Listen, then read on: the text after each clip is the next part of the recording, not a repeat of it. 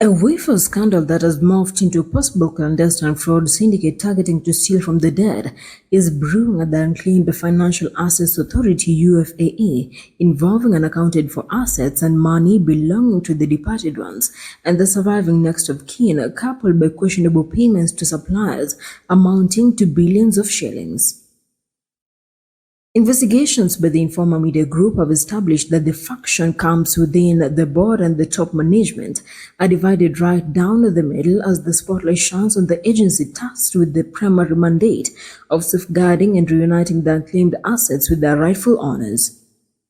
So far, a petition has been filed before the Senate for a financial forensic audit at UFAA amid fears that the senior officials of the authority could be culpable through acts of commission or omission. Among the key issues the board and management of UFAA is grappling with include discrepancies of the unaccounted 10.5 billion shillings out of the 11.5 billion shillings audited in the last 5 years, 418 million shillings controversial payout to external auditors, and another 159 million shillings payment to alleged suppliers. Further, our impeccable sources intimated that there are unexplained delays for the transfer of 1.2 billion shilling units at the Nairobi Stock Exchange NSE and 466 million shilling units to UFAA. When contacted for comment by our team through official UFAA mailbox and short text messages, both Board Chairman Francis Kigonjenga and Chief Executive Officer and Board of Trustees John K. Mwangi acknowledged receipt of the queries but declined to respond to them. Kigo responded after receiving the questionnaire, quote-unquote, "Whose number is this?" On his part, the CEO Mwangi said, quote-unquote, "Thanks for your message. Please favor us with your written and officially signed request on your office letterhead to the office and we shall be glad to respond." However, by the time of going to broadcast, no response has been forthcoming even from the official mail address of the Unclaimed Financial Assets Authority. Recently, a petition was filed before the Senate demanding for a thorough forensic probe at UFAA over questionable expenditures amounting to hundreds of millions, possible theft of unclaimed assets, and unexplained delays in the process of reuniting the unclaimed assets with the rightful owners. Recently, nominated Senator Gloria Oroba has petitioned both the Senate and the National Assembly to expeditiously launch an investigation into billions of shillings worth of unclaimed assets following years of rising concerns over the reunification of the assets with their rightful beneficiaries. Financial Assets Authority, UFA, Mr. Speaker.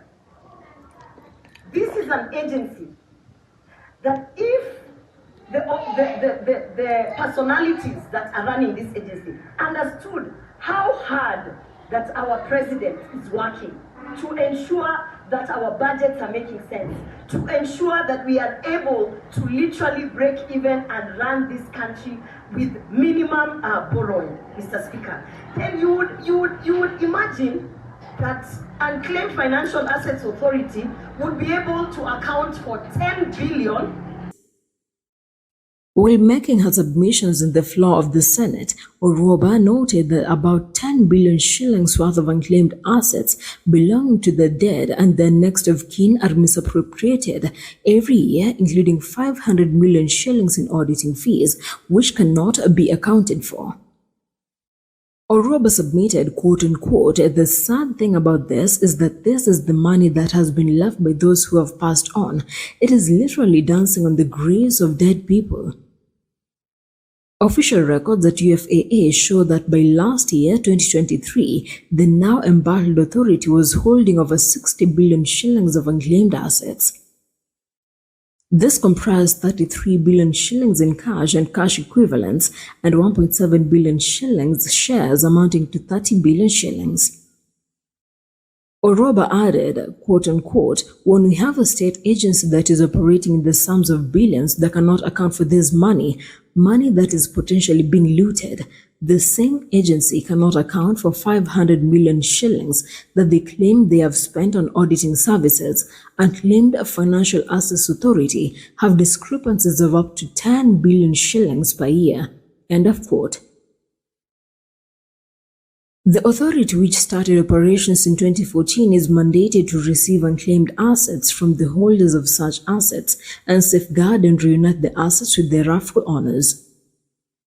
In what is akin to stealing from the dead while confined to their graves, the senator called for an expeditious, comprehensive probe. Mr. Speaker, when we have a state agency that is operating in the sums of billions, that cannot account for this money that is potentially being looted, Mr. Speaker, with 1 billion, Mr. Speaker, the impact of the sanitary towels that will be given to the schools, Mr. Speaker, will be immense. And sometimes I look at all this money that is being spent, Mr. Speaker. The same agency cannot account for 500 million that they claim that they had spent for auditing services, Mr. Speaker. And you know, the sad thing about this is that this is money that has been left by those who have passed on. It is literally dancing on the graves of dead people. Because, you know, the unclaimed financial assets, most of it comes from, you know, people who passed on and they never really actually informed their next of kin or whatever. Mr. Speaker, if we are going to be prudent in terms of austerity measures, it is proper that as we are looking at our expenditure in terms of money spent, even here in this Senate, the money that we spent in this Senate, Mr. Speaker, we should also ensure that these state agencies, one of them being Unclaimed Financial Assets Authority, UFAA, be really audited to the point that we are able to look at the extra resources that this country has and how we can either diversify or, you know, use those resources to help us in running the economy of this country, Mr. Speaker.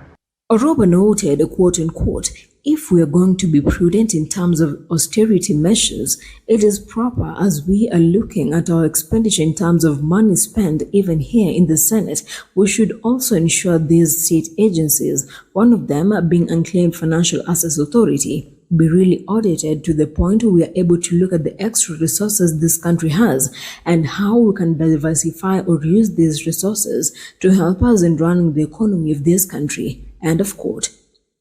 The parliamentarians' concerns over the operations of UFAA comes as the Auditor General Nancy Gathungu raised a red flag over the security of unclaimed assets.